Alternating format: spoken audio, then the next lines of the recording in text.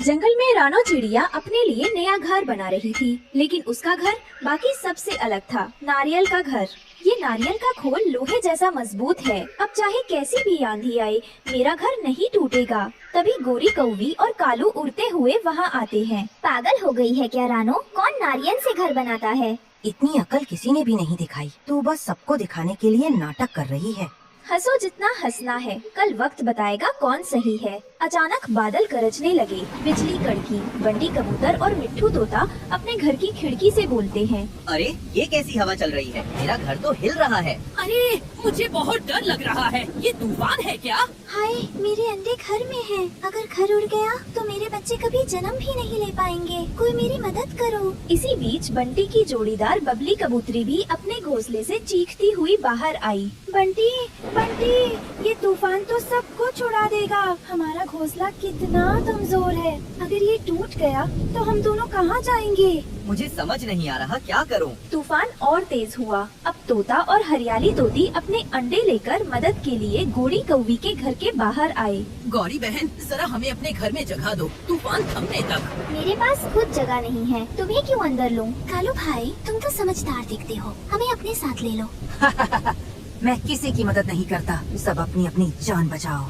गौरी और कालू की बातें सुनकर तोता तोती का दिल टूट गया। वे रोते रोते इधर उधर उड़ने लगे। हवा और तेज हुई, लेकिन तभी दोनों की नजर रानो के नारियल वाले घर पर पड़ी। वो मजबूत के साथ खड़ा था। हवा भी उसे हिला नहीं पा रही थी। देखो, रानो का घर तो बचा हुआ है। रानो बहन, हमें अंदर ले लो, नहीं तो हम सब मर जाएंगे। आ जाओ, मेरा घर सबके लिए है, कोई अकेला नहीं रहेगा। इतने में बंटी कबूतर और बबली कबूतरी भी हड़बड़ाते हुए वहाँ पहुँचे। रानो, रानो, हमारा घर तो उड़ गया, अब हम कहाँ जाएं? हमारे पास अब कुछ नहीं बचा। प्लीज हमें भी अपने घर में जगह दे दो। अगर तूने दरवाजा बंद कर लिया तो हम दोनों बर्बाद हो जाएंगे।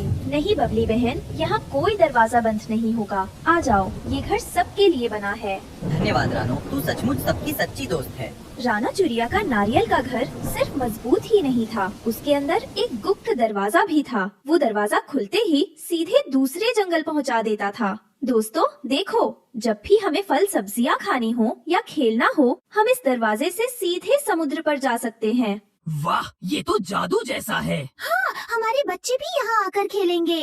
रानो, तू तो कमाल की है। अब तूफान का डर भी नहीं और मजे भी। सच में तेरा घर सबसे खास है। एक दिन सब दोस्त गुप्त दरवाजे से होकर झरने के किनारे पहुँचे। नीला पानी, चमचमाती लहरें और ढेर फलों के पेड़ लगे हुए थे। अरे कितने सारे फल हैं। चलो मैं सेब तोड़ता हूँ। देखो देखो, मैंने एक आम तोड़ा है। और मैंने ये छोटी छोटी सब्जियाँ इकट्ठा कर ली। दोस्तों, अब डरने की नहीं, जीने की, मजे करने की आदत डालो। लेकिन दूर पेड़ पर बैठे कालू कौवा और गौरी कौवी ये सब देख रहे थे। उनकी आंखों में जलन और लालच था।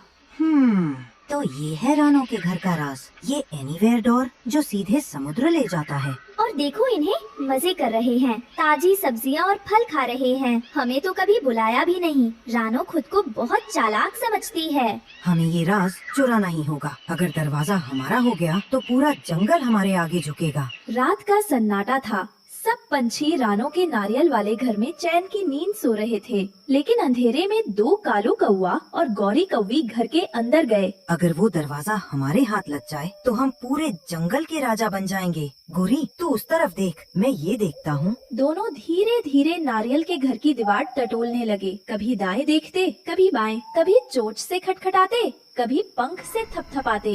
अरे, ये दरवाजा है कहाँ? मैंने तो सोचा था हमें आसानी से मिल जाएगा। चुप रह, जोर से मत बोल वरना सब सुन लेंगे।